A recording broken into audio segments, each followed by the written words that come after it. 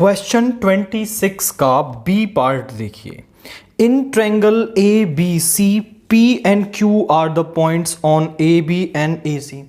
एक A B C triangle है, जो P और Q पॉइंट्स हैं। P तो है आपका AB पर और जो Q पॉइंट है वो आपका AC पर प्रेजेंट है, such that PQ is parallel to BC।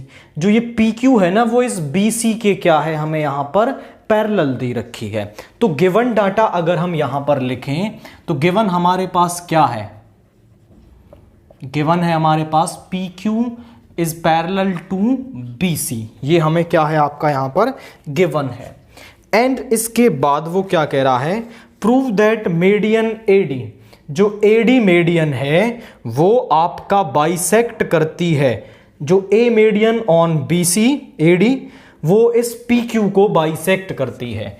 AD आपके पास क्या है, मीडियन है। AD is median on BC। तो जो मीडियन होती है जिस साइड पर वो डाली जाती है उसको बाइसेक्ट करती है, यानी कि जो ये BD पार्ट है यहीं से हम निकाल सकते हैं कि जो BD है वो इक्वल होगा आपका CD के। ये हमें गिवन है कि AD इज द मीडियन। अब वो कह रहा है कि आप प्रूव कर दीजिए कि ये जो AD है वो इस PQ को भी क्या करता है, बाइसेक्ट करता है। बाइसेक्ट करने का मतलब दो इक्वल पार्ट्स में डिवाइड करता है। तो यहां पे हम अगर ये दिखा दें, ये वाला जो पॉइंट है दिस इज R, ये जो पॉइंट है ये R है कि PR और QR आपस में इक्वल हैं, तो हम ये कह पाएंगे कि AD bisects PQ।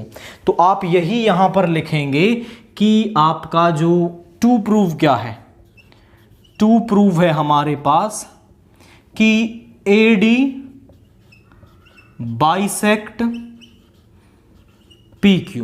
That means कि हमें क्या प्रूव करना है, PR is equal to QR। ये हमें यहां पर प्रूव करना है। अब हम इसका प्रूफ करते हैं, देखिए कैसे। नाउ हम लेते हैं पहले इन ट्रायंगल APR में एंड ABD, इस वाले ट्रायंगल में और इस बड़े वाले ट्रायंगल में, पूरे ट्रायंगल के अंदर। तो जरा चेक करिए, in triangle APR and triangle ABD, यहां पर जरा देखिए हमारे पास यदि दो लाइनें हो और उनके बीच में ट्रांसवर्सल हो तो ये वाला एंगल इस वाले एंगल के इक्वल होता है और ये वाला एंगल इस वाले एंगल के इक्वल होता है, because they are corresponding angles. तो यहां पे जो PQ है वो BC के पैरेलल है। Since PQ is parallel to BC, therefore तो हम यहां पे कह सकते हैं कि ये वाला एंगल इस वाले एंगल के इक्वल होगा। देखो दोनों पैरेलल लाइन, तो ये वाले एंगल कौन से हो गए, कॉरस्पॉन्डिंग एंगल हो गए, और ये वाला एंगल इस वाले एंगल के इक्वल होगा। तो यहां पे आप कह सकते हो कि APR angle APR is equal to ABD and ARP is equal to ADB। बस दो एंगल सफिशिएंट हैं बाय एंगल सिमिलरिटी क्राइटेरिया। मैं ये कह सकता हूं कि ट्रायंगल APR जो है वो सिमिलर है आपका ट्रायंगल ABD के। यदि दो ट्रायंगल्स आपके सिमिलर आ रहे हैं मतलब आप उनकी कॉरस्पॉन्डिंग साइड्स को प्रोपोर्शन में लिख सकते हो। तो आप यहां लिख सकते हो AP upon AB is equal to PR upon BD। आप यहां पे लिख सकते हो AR अपॉन AD।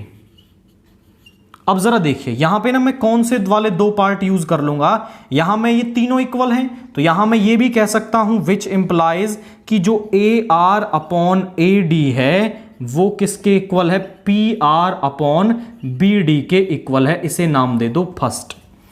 अब आप यहां पर क्या कह पाओगे, देखिए जरा, इसके बाद आप इसके नीचे लिखेंगे, मैं यहीं पर लिख रहा हूं सिमिलरली, इसी तरीके से A Q R, triangle A Q R जो है वो सिमिलर हो जाएगा ए सी डी के, क्योंकि पैरेलल लाइन है तो ये वाला एंगल इसके इक्वल हो गया और ये वाला एंगल इस वाले एंगल के इक्वल हो गया। तो ए क्यू आर ये वाला ट्रायंगल ए सी डी के सिमिलर हो जाएगा। आप लिख सकते हो, करने की जरूरत नहीं है, आप लिख देंगे सिमिलरली। तो अगर ये दोनों ट्रायंगल्स भी क्या हैं आपके सिमिलर हैं, तो इनकी साइड्स को भी क्या लिखा जा सकता है, प्रोपोर्शन में लिखा जा सकता है।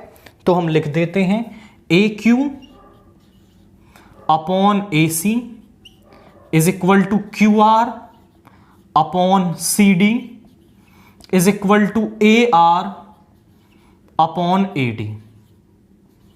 अब जरा देखिए, यहां से मैं इन दोनों को इक्वल लिख सकता हूं, A R upon A D is equal to Q R upon C D, ये सेकंड। अब जरा चेक करिए from first and second, A R upon A D इसके इक्वल है, A R upon A D इसके भी इक्वल है। तो फ्रॉम फर्स्ट एंड सेकंड में ऐसा कह सकता हूं कि ये इनकी लेफ्ट हैंड साइड इक्वल है, तो ये राइट हैंड साइड भी आपस में क्या हो जाएंगी, इक्वल हो जाएंगी। मतलब जो P R upon B D है वो इक्वल हो जाएगा Q R upon C D के। अब जरा आप गिवन वाला डाटा चेक करें, BD किसके इक्वल है, CD के। तो इस CD के प्लेस पर मैं क्या लिख सकता हूं, BD लिख सकता हूं आपका।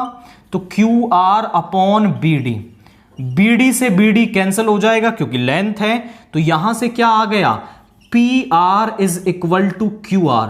और जरा टू प्रूव वाला सेक्शन चेक करिए, क्या मुझे PR को ही QR के इक्वल दिखाना था, तो मैंने PR को QR के इक्वल दिखा दिया, यानी ये दोनों साइडें इक्वल हैं। तो आप कह सकते हो therefore median AD bisect,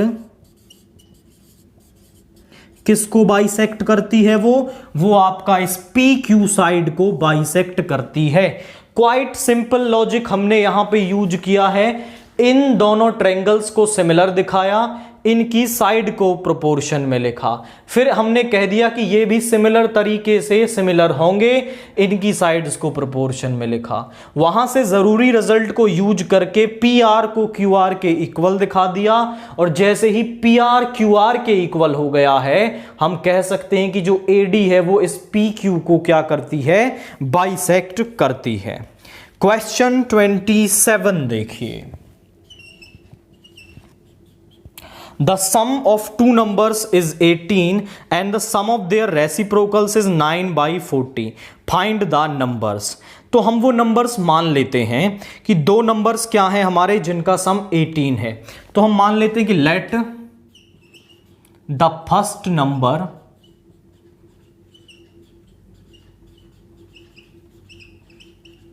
is x and let the second number is y। According to first condition आप कह सकते हैं यहां से कि दोनों का जो सम है वो क्या है आपका 18 है, यानी x plus y is equal to 18, ये पहली इक्वेशन बन गई। अकॉर्डिंग टू सेकेंड कंडीशन आप क्या कह सकते हो कि उनके रेसिप्रोकल का सम, वो कह रहा है कि उनके रेसिप्रोकल यानी उसका उल्टा, तो इसका उल्टा हो जाएगा 1/x प्लस 1/y, उनके रेसिप्रोकल का जो सम है वो है 9/40।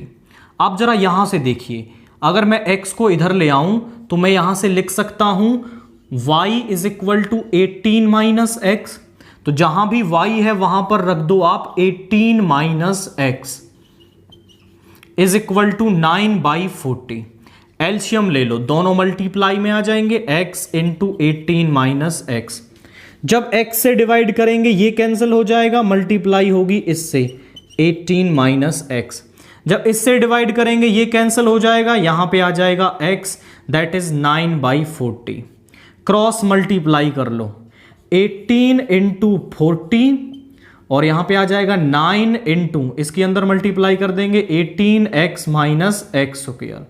9 से कैंसिल करेंगे तो 2 टाइम्स हो जाएगा, और इन दोनों को इधर ले आइए, यहां पे बच गया देखिए 80 और एक एक्स स्क्वायर प्लस का हो गया और ये माइनस का 18x हो गया। Is equal to 0। तो मेरे पास एक क्वाड्रेटिक इक्वेशन बन गई जिसमें मुझे प्रोडक्ट तो चाहिए 80, ऐसे दो नंबर्स जिनका प्रोडक्ट आए 80 और उनका सम करने पर मुझे मिले माइनस का 18। तो ऐसे नंबर्स हमारे पास क्या होंगे, एक्स स्क्वायर माइनस का 10x माइनस का 8x plus 80 is equal to 0। दोनों में से x कॉमन ले लेंगे तो x माइनस 10, माइनस का 8 कॉमन ले लेंगे तो x minus 10 is equal to 0। अब दोनों में से x माइनस 10 कॉमन लिया जा सकता है तो यहां पे बचा x minus 8 is equal to 0। दो टर्म्स का प्रोडक्ट 0 आ रहा है, या तो पहले वाली टर्म 0 होगी या फिर दूसरे वाली टर्म 0 होगी। तो यहां से आ गया x 10 और x इज इक्वल टू 8। आप x की कोई भी वैल्यू ले लीजिए। तो हमारे पास हमने ले लिया x इज इक्वल टू 10, तो y कितना आ जाएगा, y इज इक्वल टू 8 आ जाएगा। और अगर आप x को 8 लोगे तो y 10 आ जाएगा, यानी नंबर्स हमारे पास 10 और 8 ही रहेंगे। तो आप कह सकते हैं नंबर्स आर, तो जो वो नंबर्स हैं वो क्या आ गए हमारे पास, नंबर्स आर 10 एंड 8। तो जो हमारे पास नंबर्स हैं वो 10 एंड 8 यहां पर आ गए हैं। हमने जो कंडीशन क्वेश्चन में दे रखी थी उन्हीं को यूज किया। वो कह रहा था कि दोनों का सम 18 है, वो लिख दिया। फिर उनका रेसिप्रोकल का सम 9/40 बताया, वो लिख दिया। y की वैल्यू को x से सब्सटीट्यूट किया, क्वाड्रेटिक इक्वेशन बनी, उसे सॉल्व करने से जो वैल्यू आई है वो हमने नंबर्स 10 एंड 8 यहां पर लिख दिए हैं। क्वेश्चन 28 देखिए, if alpha and beta are the zeros of polynomial 6x square minus 5x plus 1 then form a quadratic polynomial whose zeros are alpha square and beta square। हमें एक ऐसे क्वाड्रेटिक पॉलिनोमियल को बताना है जिसके की जीरोस अल्फा स्क्वायर और beta square. अगर हमारे पास जीरोस होते हैं ना तो फिर हम क्या करते हैं, x square minus sum of zeros और into x plus product of zeros into में के, हमें क्या मिल जाता है, वो पॉलिनोमियल आपका यहां पर मिल जाता है। तो अल्फा स्क्वायर बीटा स्क्वायर उसके जीरोस हैं। अगर मुझे अल्फा और बीटा जो कि गिवन पॉलिनोमियल के जीरोस हैं वो मिल जाएंगे तो मैं अल्फा स्क्वायर बीटा स्क्वायर निकाल पाऊंगा और फिर वो क्वाड्रेटिक पॉलिनोमियल भी मैं यहां पर निकाल पाऊंगा। तो सबसे पहला काम तो हमें जीरोस निकालने हैं। तो जो गिवन पॉलिनोमियल है वो क्या है, द गिवन पॉलिनोमियल इज,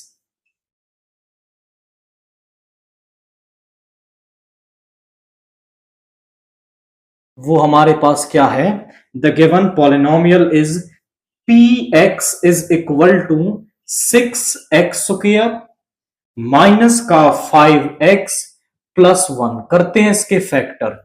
मुझे ऐसे दो नंबर्स चाहिए जिनका प्रोडक्ट तो आए आपका 6 एंड सम उनका आए माइनस का 5। तो -3 और -2 वो नंबर्स हैं जिनका प्रोडक्ट 6 और सम माइनस का 5 आएगा। तो 6x स्क्वायर माइनस का 3x माइनस का 2x प्लस 1, यहां पे आ गया 3x और यहां पे आ गया 2x माइनस का 1, -1 कॉमन ले लो, 2x माइनस 1। दोनों में से 2x माइनस 1 कॉमन ले लेंगे तो यहां पे आ जाएगा आपका 3x माइनस का 1। अब जरा चेक करिए कि 4 zeros of polynomial, this is px के फैक्टर, 4 जीरोस ऑफ पॉलिनोमियल मैं क्या कर लूंगा,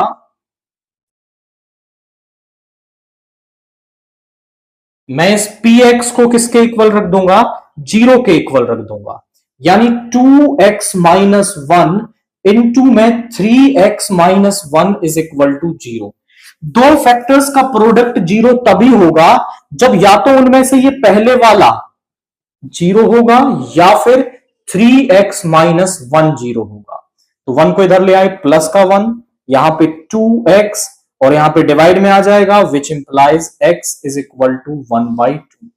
यहां पे 3x is equal to 1, x is equal to 1/3। इसको कह देते हैं हम अल्फा और इसको कह देते हैं beta.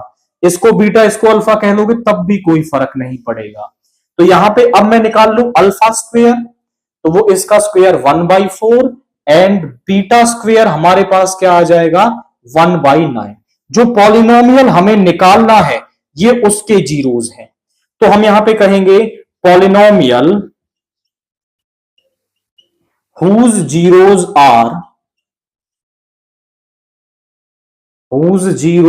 are alpha square and beta square is given by, वो हमें कैसे मिल जाएगा, is given by फॉर्मूला क्या है px is equal to k into x square minus sum of zeros, यानी सम जीरोज क्या है तो ये इन दोनों का सम कर दो इनटू में x plus product of zeros, जो भी जीरोज हैं उनका प्रोडक्ट, ये फॉर्मूला होता है। अब अल्फा स्क्वायर बीटा स्क्वायर की वैल्यू हमारे पास है वो पुट करो, k इंटू में x square minus sum of zeros यानी 1/4 plus 1/9 of x plus 1/4 into 1/9। जरा चेक करें, k इंटू में यहां पे आ गया एक्स स्क्वायर माइनस एलसीएम ले लो 36, 9 प्लस 4 इंटू में x प्लस में 1/36, यहां पे आ गया k इंटू पूरे का एलसीएम ले लिया 36 आ गया, अब यहां पे आ जाएगा 36 एक्स स्क्वायर माइनस का 13x प्लस का 1। अब आप चेक करें तो इस 36 को इधर ले आओ, k upon 36 is equal to 36 x square minus 13x plus 1। k की हर वैल्यू के लिए आई मस्ट से कि k की वैल्यूज यहां रखते जाओ 1 2 3 4 5, हर वैल्यू के लिए आपको पॉलिनोमियल जो मिलेगा उसके जीरोज यही 1/4 और 1/9 होंगे। बट हमें इसे थोड़ा सिंपल करना है, तो सिंपल करने के लिए क्या करें, k की वैल्यू 36 रख देते हैं तो डेनोमिनेटर वाला पार्ट यहां से चला जाएगा, तो हम यहां पे कर देते हैं 4k is equal to 36 px जो है यहां रख दोगे 1 बन गया 36 x square minus 13x plus 1, ये हमारे पास क्या आ गया इसका पॉलिनोमियल आ गया, that is 36 x square minus का 13x प्लस 1 हमारे पास यहां पे आ रहा है। क्वाइट सिंपल लॉजिक है, पहले जो पॉलिनोमियल आपको दे रखा है उसके जीरोज निकालो जो अल्फा बीटा है, फिर उनका स्क्वायर कर लो, अल्फा स्क्वायर बीटा स्क्वायर निकालो, और फिर इस फॉर्मूले में आप अल्फा स्क्वायर और बीटा स्क्वायर रख देंगे तो वो पॉलिनोमियल आपको 36 x square minus 13x plus 1 हमारे पास मिल जाएगा। क्वेश्चन 29 देखिए क्या है हमारे पास, if cos theta plus sine theta is equal to 1, तो हमारे पास टू प्रूव वाला पार्ट क्या है, हमें प्रूव करना है कि cos theta minus sine theta जो है वो आपका प्लस माइनस 1 होगा, ये हमें यहां पर प्रूव करना है। तो इसको प्रूव करने के लिए हम क्या करेंगे, जो गिवन वाला पार्ट है उसे लिखो, cos theta plus sine theta is equal to 1, इसमें क्या कर दो दोनों तरफ स्क्वेयरिंग कर दो, स्क्वेयरिंग ऑन बोथ साइड, तो यहां पे आ गया आपका this is cos theta plus sine theta का स्क्वेयर, और यहां पे आ गया 1 का स्क्वेयर, यहां पे आ गया cos square theta plus sign square theta plus 2 sine theta cos theta, और इज इक्वल टू में तो 1 रहेगा।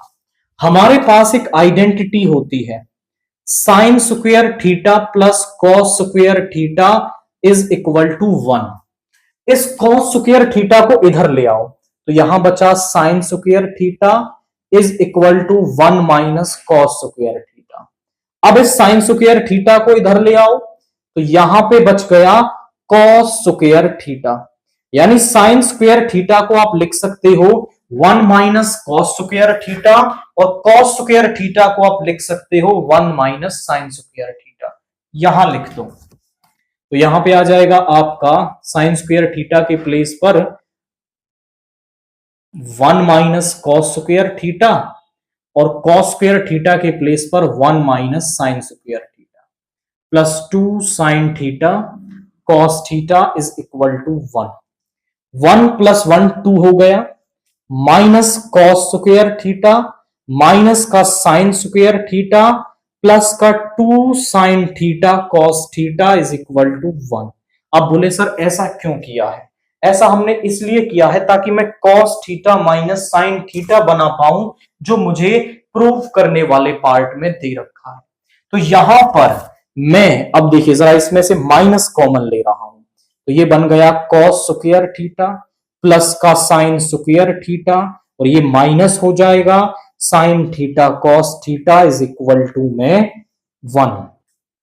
अब जरा देखिए इस 2 को इधर ले आओ, या फिर मैं कहता हूं कि इस 2 को इधर ले आओ, तो यहां पे आ गया minus a square plus b square minus 2ab, यानी cos theta minus sine theta का स्क्वायर, और यहां पे 1 माइनस 2 ये हो गया माइनस का 1।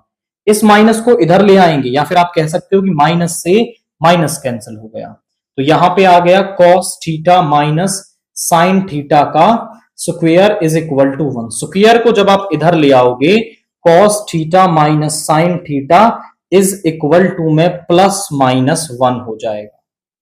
तो हमारे पास जो हमें प्रूव करना था वो रिजल्ट हमने यहां पर बना दिया है।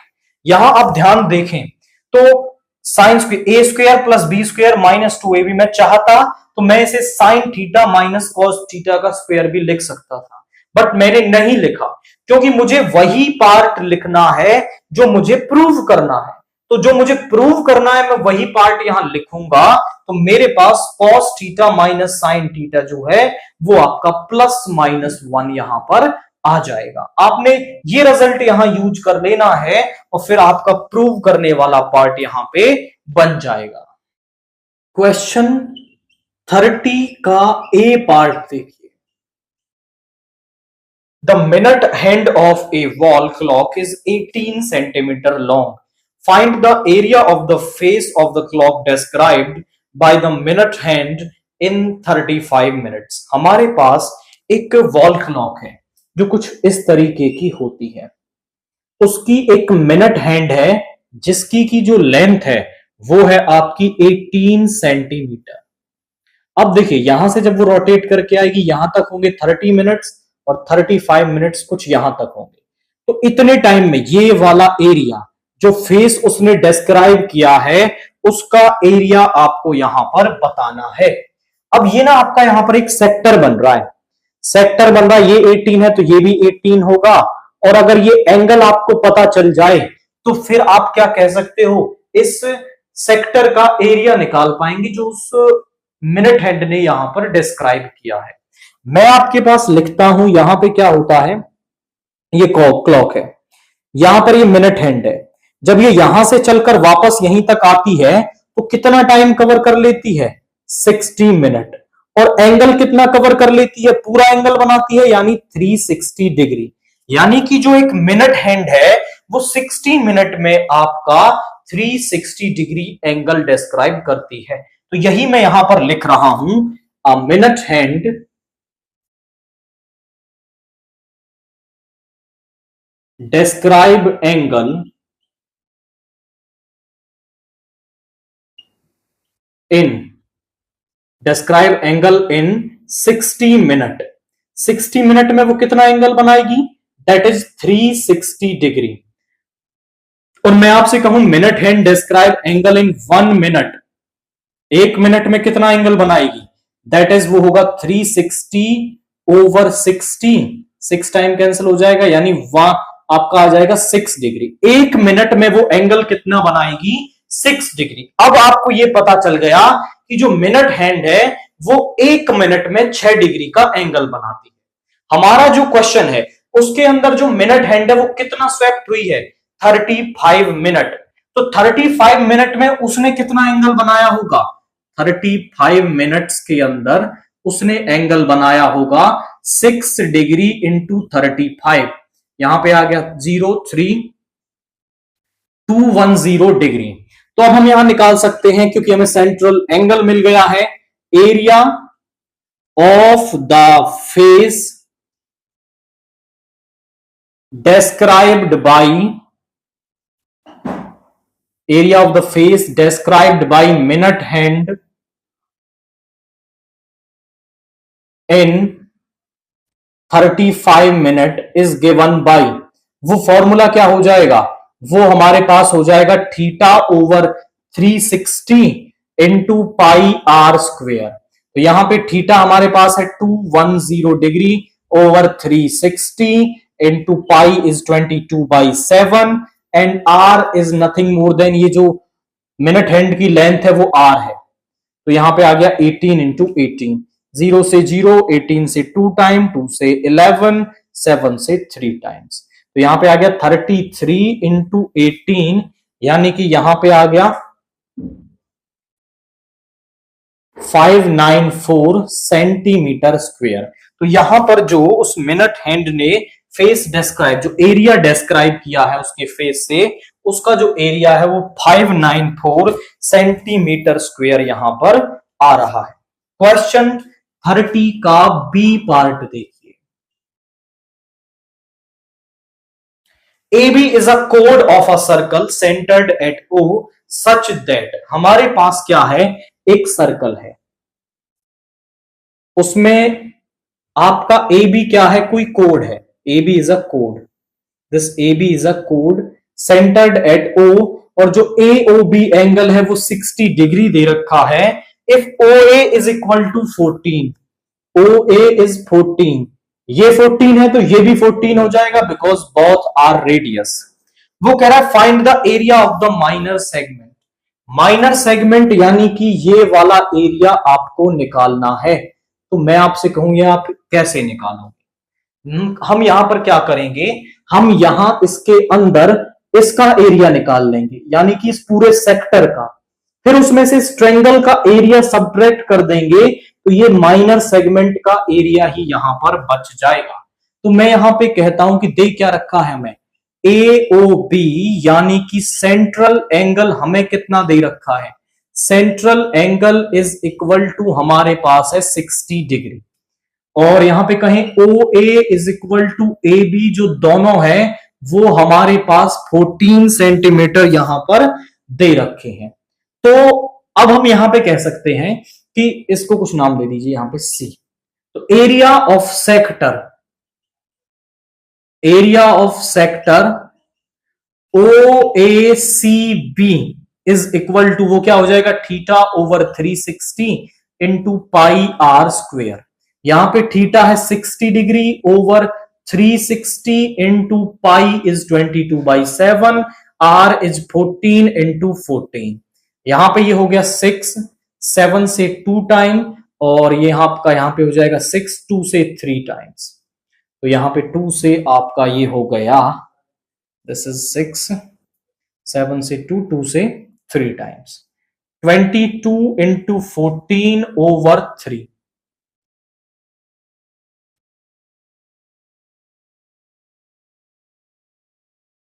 308/3, और 308 को आप 3 से डिवाइड करेंगे, 3 से 1 टाइम, और ये 0 आई नीचे, ऊपर 0 आ गया, 3 2 जा 6, 2 आ गया 0.6, और ये आता चला जाएगा 102.66 सेंटीमीटर स्क्वायर। तो ये तो आ गया एरिया ऑफ सेक्टर आपके पास।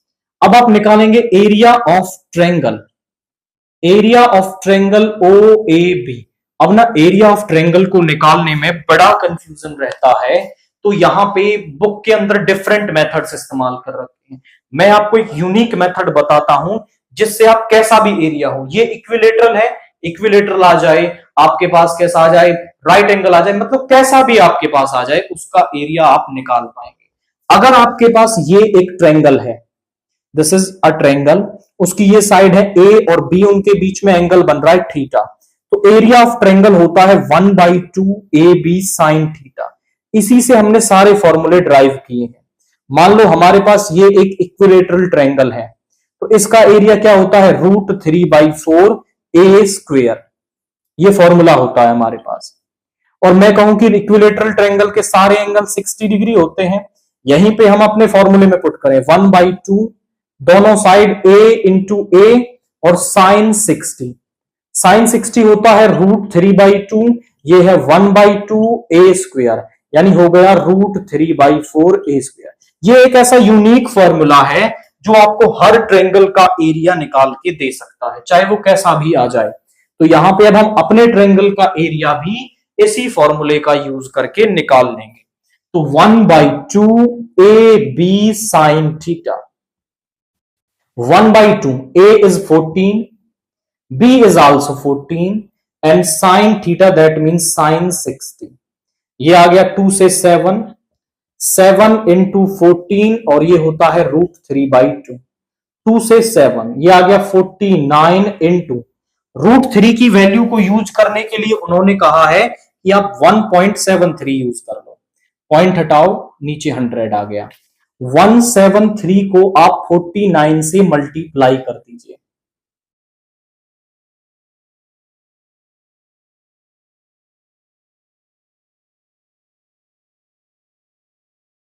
ये आ गया 8477/100, यानी कि आपके पास आ जाएगा 84.77 सेंटीमीटर स्क्वायर। हमें तो निकालना था area of minor segment.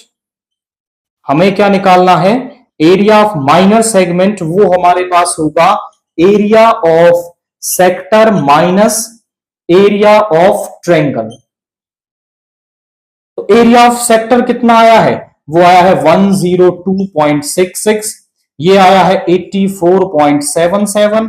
Subtract कर लीजिए तो 16 - 7 इज 9, 15 - 7 इज 8, यहां पे बचा 1, कैरी ले लेंगे यहां से, यहां पे आएगी 10, यहां से आ गई 9, तो यहां पे आ गया आपका this is 11 - 4 is 7 and 9 - 8 is 1।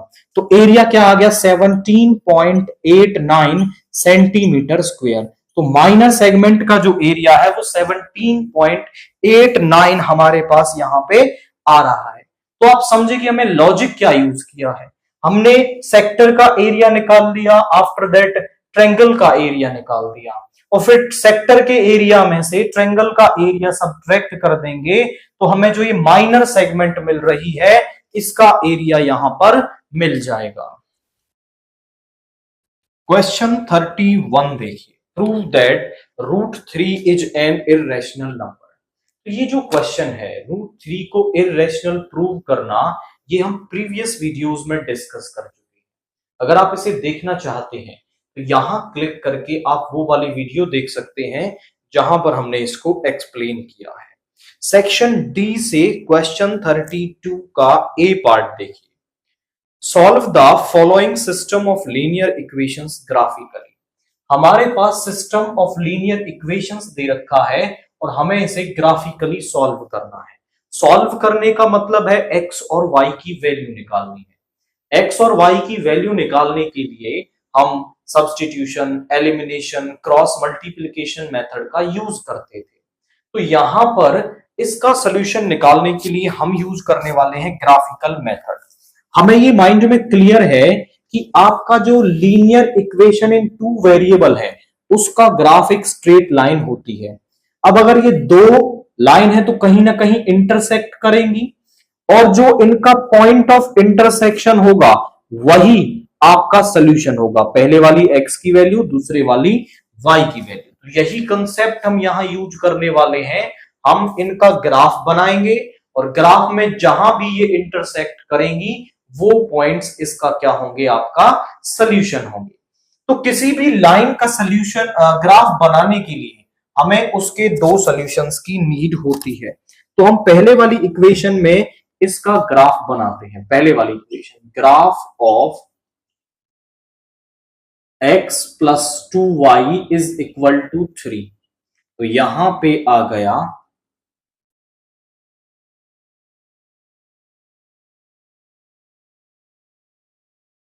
अब x और y में से किसी को भी आप मान सकते हैं। मान लो जैसे मैं पहले y को 0 ले रहा हूं, when y is equal to 0, जब आप यहां y को 0 रख देंगे तो आपके पास क्या आएगा? 3, यानी जो x की वैल्यू है वो क्या आ गई? 3 आ गई आपके पास।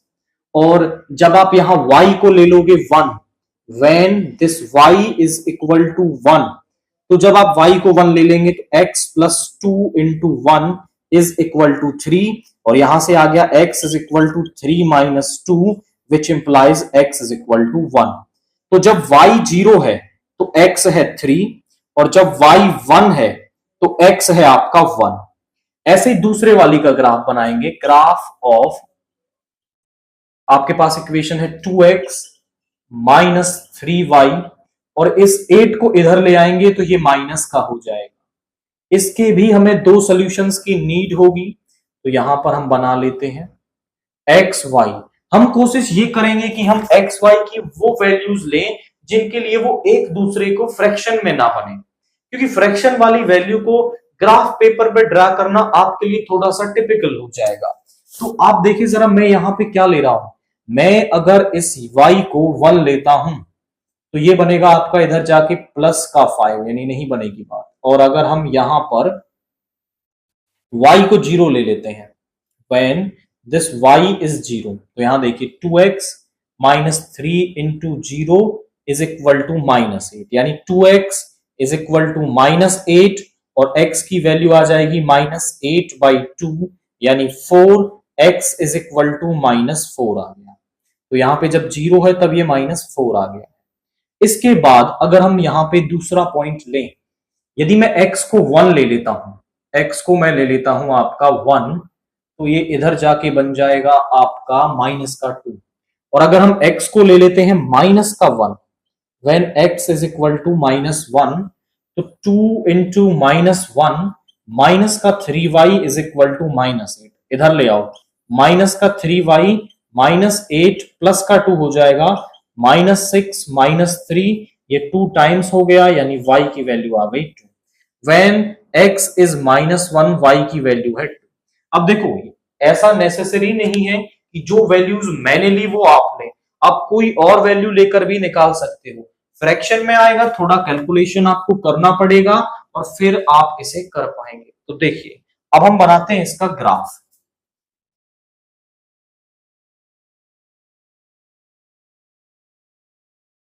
One two three four, maximum जो वैल्यूज है वो 4 तक गई हैं। 1 2 3 4, 1 2 3 4, 1 2 3 4। तो पहला पॉइंट है x3 y0, y0 होता है x एक्सिस पर 3,0, 1,1 पॉइंट होगा आपका यहां पर, इन दोनों से लाइन पास करेगी इस तरीके से, x माइनस 4,0 यहां पर, और उसके बाद x माइनस 1,2 होगा आपका यहां पर। ठीक है, तो यहां से आप -1,2 पॉइंट होगा यहां पर, और ये लाइन जो है ऐसे पास कर, तो ये पॉइंट सेम ही आ रहा है। आप जरा देखिए, यहां पे x की वैल्यू क्या है -1 और y की वैल्यू क्या है यहाँ पे 2, यानी हम यहां से देख पा रहे हैं कि x की वैल्यू जो है वो -1, अब y की वैल्यू जो है वो यहाँ पर 2 है। आप बोले सर थोड़ा ऊपर नीचे आ रही थी, आपने तो मिला दिया उन्हें। मैंने मिलाया नहीं है, यहाँ पर जब आप इन्हें ग्राफ पेपर पे बनाएंगे तो आप स्केल का यूज करेंगे, लाइन बिल्कुल सीधी होगी। ग्राफ पेपर पे हम लाइन पॉइंट को भी पूरा क्लियर देख पाएंगे कि कहां बन रहा है। अब क्योंकि मैं यहाँ पर एक रफ फिगर बना रहा हूं तो इसमें थोड़ा लाइन ऊपर नीचे हो जाती है, बट आप अपने आंसर को टैली भी कर सकते हो। कैसे? इन इक्वेशंस को, जैसे x plus 2y is equal to 3 and दूसरी है हमारे पास 2x minus 3y is equal to -8, इसे नाम दो 1, इसे नाम दो 2। इन्हें ना आप जो मेथड आप पहले यूज करते थे उनसे सॉल्व करोगे तो भी वैल्यू सेम ही आपको मिलेगी। अगर वो मिल रही है मतलब आपका ग्राफिकल सोल्यूशन जो है वो सही है।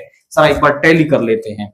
यहां पे हम कह रहे हैं कि इसमें फर्स्ट इक्वेशन फर्स्ट को आप मल्टीप्लाई कर दो 2 से एंड उसमें से सब्ट्रैक्ट कर दो इक्वेशन 2 को, तो यहां पे आ जाएगा 2x plus 4y is equal to 6 and यहां पे 2x माइनस का 3y इज इक्वल टू -8। यहां पे माइनस, ये प्लस कैंसिल हो गया, this is 7y is equal to 14। 7 से 2 टाइम्स, तो y की वैल्यू आ गई 2, y की वैल्यू 2 आप यहां रख दोगे, x plus 4 is equal to 3 इधर ले आओ, x is equal to 3 minus 4 यानी x इज इक्वल टू -1। तो मतलब जो हमने ग्राफिकल सोल्यूशन निकाला है वो हमारा सही है। ये है आपका टू चेक, वेरीफाई कर रहे हैं हम अपने सोल्यूशन को जो हमने निकाला है। ग्राफिकल सोल्यूशन का मीनिंग वही है, आपको उनका ग्राफ बनाना है और जिस पॉइंट पर वो इंटरसेक्ट कर रही है वही उनका क्या है, वहां पर एक सोल्यूशन होता है। क्वेश्चन 32 का बी पार्ट आप देखिए, क्या कह रहा है question. Places A and B are 180 kilometre apart on a highway. हमारे पास दो प्लेसेस हैं, मैं उन्हें कुछ नाम देता हूं, जैसे नाम उन्हें दे रखा है, दैट इज ए और बी प्लेस है हमारे पास, और इनके बीच की जो डिस्टेंस है वो ऐसा कह रहा है कि इनके बीच की जो डिस्टेंस है वो है हमारे पास 180 किलोमीटर, यानी ए और बी जो है वो 180 किलोमीटर के डिस्टेंस पर है। One car starts from A and another from B. एक कार पॉइंट ए से स्टार्ट होती है और एक पॉइंट बी से स्टार्ट होती है। If the car travels in the same direction at different speeds they meet in 9 hours. अगर वो एक तरफ, यानी यहां ए से स्टार्ट होती हैं एक तरफ जाने के लिए, जैसे वो इस तरफ जा रही है, मान लो ए से जो कार स्टार्ट हो रही है वो भी इस तरफ जा रही है और बी से जो स्टार्ट हो रही है वो भी इस तरफ जा रही है, तो वो कहीं देखिए बी से कार चल दी, ए से कार यहां पे चल दी, वो कह रहा है 9 आवर्स के बाद वो जब दोनों एक ही डायरेक्शन में जा रहे हैं तो हमने ऐसा मान लिया कि वो सी पॉइंट पे आके मिल जाते हैं 9 आवर्स में। अब वो कह रहा है if they travels towards each other with same speeds, पहले ये वाली कंडीशन हम बनाते हैं, तो हम यहां मान लेते हैं let the speed of car starting from A से स्टार्ट होने वाली कार की जो स्पीड है वो x किलोमीटर पर आवर हमने मान ली, and let the car starting from B, उसकी स्पीड हमने मान ली y किलोमीटर पर आवर। अब जरा देखिए वो सी तक पहुंचने में कितना टाइम ले रही है, दोनों 9 आवर्स ले रही है। देखो ये तो यहीं से जा रही है, मतलब कम स्पीड है इसकी, और ये यहां से भी 9 आवर्स में पहुंच रही है, मतलब इसकी स्पीड ज्यादा है। तो मैं कहता हूं कि आपने फॉर्मूला पढ़ा होगा ना, distance speed is equal to distance पर यूनिट टाइम, तो डिस्टेंस क्या हो जाएगी, स्पीड इनटू टाइम। अब आपसे कहते हैं कि डिस्टेंस, यहां बोल दो let A and B meet at C when they are moving in same direction, when they are moving in same direction. अगर वो सेम डायरेक्शन में आपका मूव कर रही है तो वो सी पर मिलती है। डिस्टेंस कवर्ड बाई कार, आप ऐसा कह सकते हो कार ए, वो कितनी हो जाएगी, देखो डिस्टेंस होती स्पीड इनटू टाइम, इस वाली कार की जो स्पीड है वो x है और टाइम लगता है उसको 9 आवर्स, यानी उसने जो डिस्टेंस कवर की है वो कवर की है 9x। यहां से यहां तक जाने में इस वाली कार ने 9x डिस्टेंस कवर की है। मैं बी वाले पार्ट का निकालूं, डिस्टेंस कवर्ड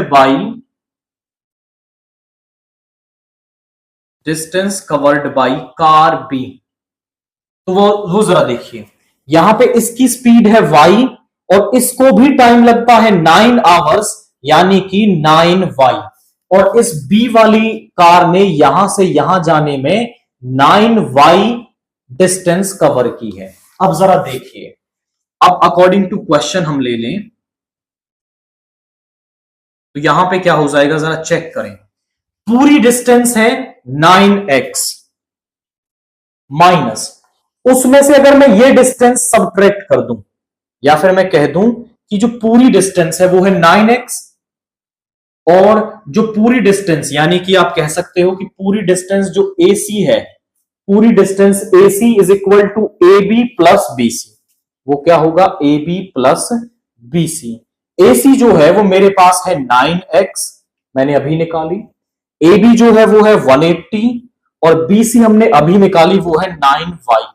इसको इधर ले आओ, 9x minus 9y is equal to 180, 9 common ले लेंगे, x minus y is equal to 180, यहां पे 20 टाइम्स कैंसिल हो गया, जब डिवाइड में आएगा x minus y is equal to 20। This is our first equation. x और y में हमने एक इक्वेशन यहां पर बना दी।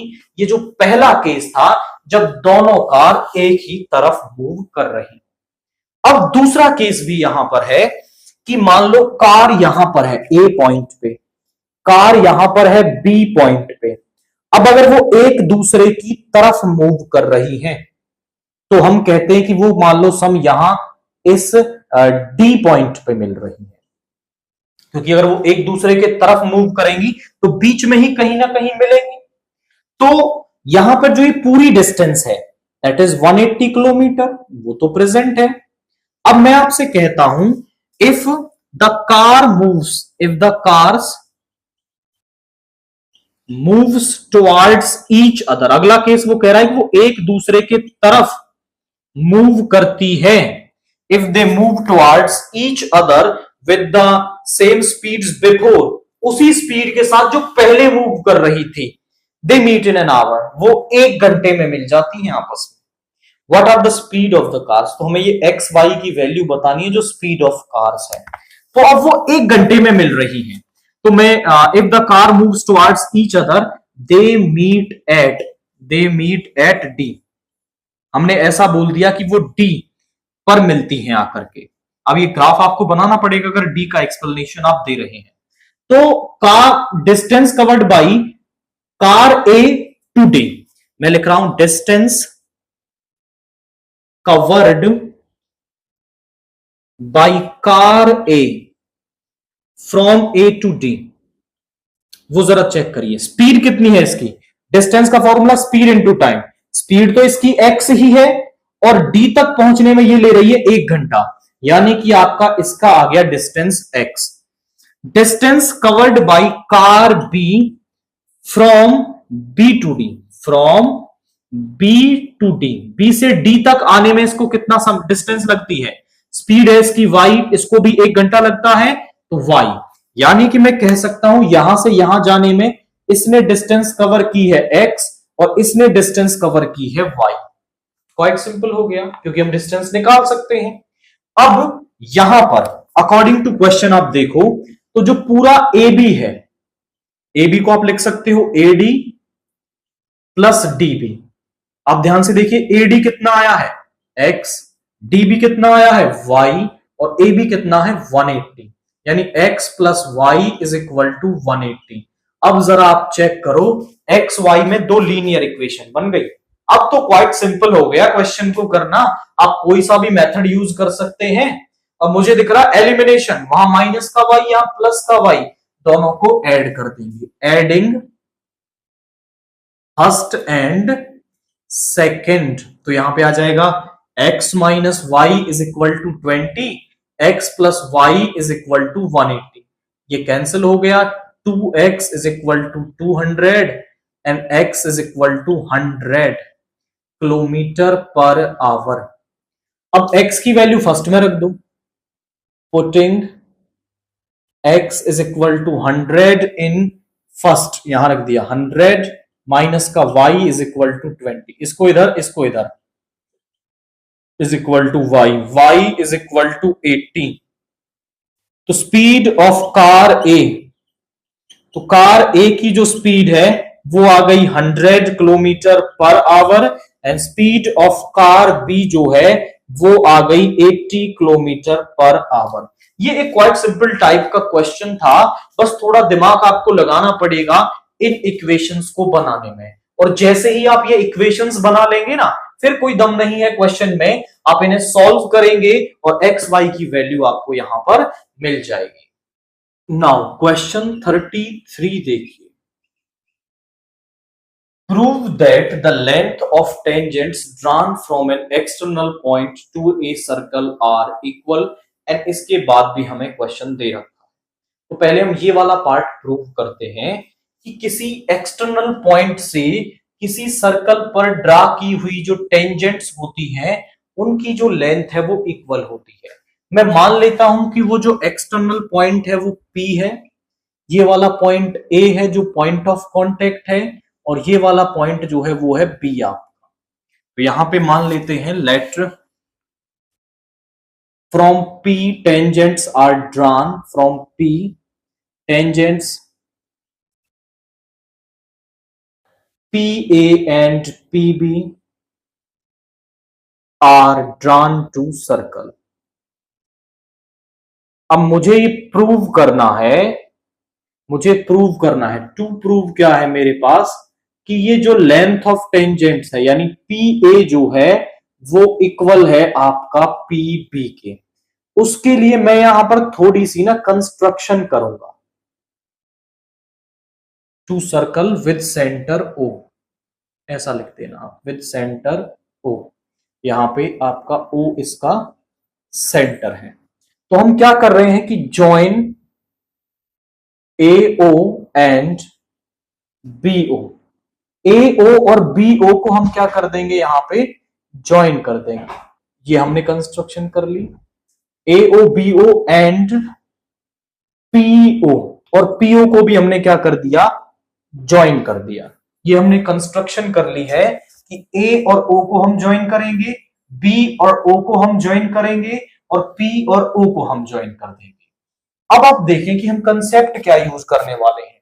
हम इन दो ट्रायंगल्स में लेंगे, और अगर हम इन दोनों ट्रायंगल्स को क्या दिखा दें, कॉन्ग्रुएंट दिखा दें, तो फिर इस वाली साइड को हम इस वाली साइड के इक्वल कह पाएंगे by CPCT। Quite simple logic. तो हमारा प्राइमरी टारगेट यहां होने वाला है कि मैं इन दोनों ट्रायंगल्स को क्या कर दूं, कॉन्ग्रुएंट प्रूव कर दूं। तो हम यहां पे करेंगे इन ट्रायंगल PBO, आप ले लो in triangle PAO and triangle PBO।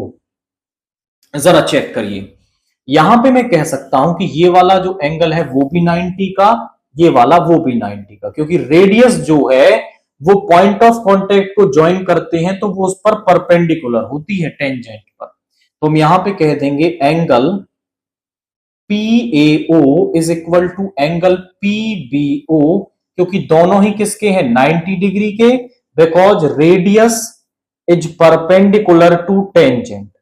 जो रेडियस है वो टेंजेंट की क्या होती है, परपेंडिकुलर होती है। दूसरा मैं यहां पे कह सकता हूं कि आपका PO is equal to PO, क्योंकि दोनों में क्या आ रहा है, ये कॉमन आ रहा है।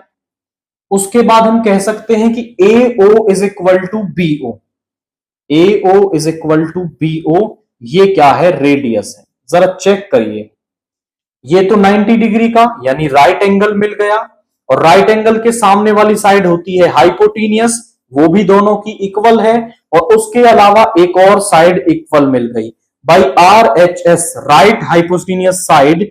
देयरफॉर हम कह सकते हैं कि triangle PAO is congruent to triangle PBO।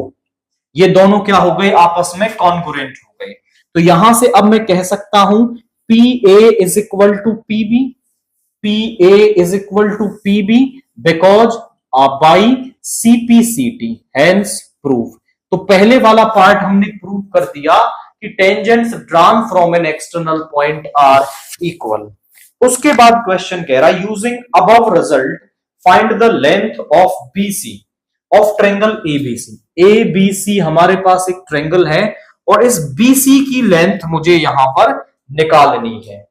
Given that a circle is inscribed in ABC touching the sides, इसके अंदर एक सर्कल को इंस्क्राइब किया गया है, BC को P पे टच करता है, AC को Q पे टच करता है, और AB को R पे टच करता है। एंड और जो गिवन डाटा है उसको हम लिख देते हैं। गिवन क्या है हमारे पास, गिवन है AB is equal to 10 centimetre.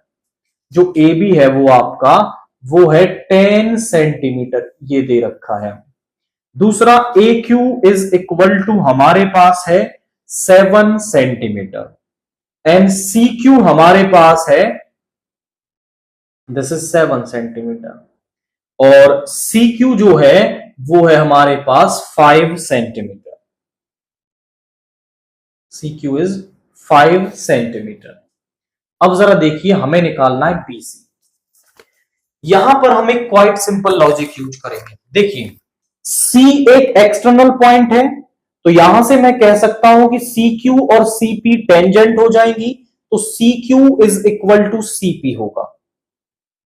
Tangents drawn from an external point are equal, drawn from an external point are equal, या फिर आप कह सकते हो थ्योरम प्रूव्ड अबव।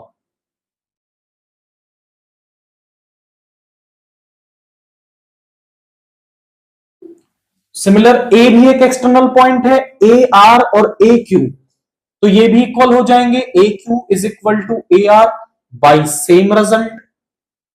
बी भी एक एक्सटर्नल पॉइंट है, BP is equal to B R हो जाएगा बाई सेम रिजल्ट। तो यही डाटा हमें इस्तेमाल करना है।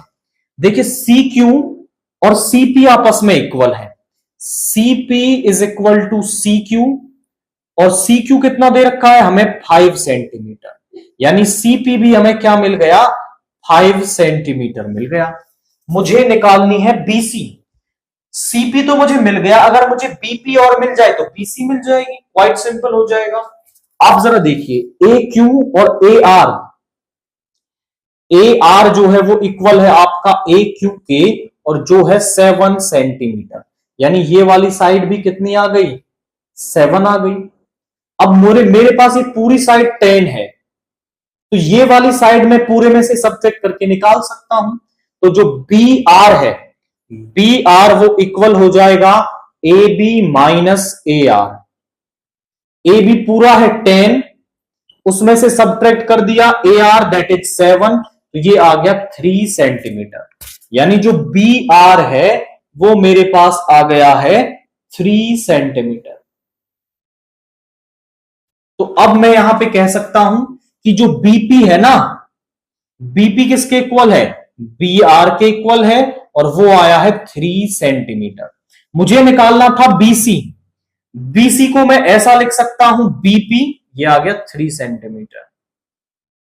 BP is equal to BC is equal to BP plus CP, यानी ये आया 3, ये आया 5, दैट इज 8 सेंटीमीटर। तो ये क्वाइट सिंपल लॉजिक हमें यहां पर यूज करना है, और बीसी की जो लेंथ है वो हम यहां पर निकाल पाएंगे।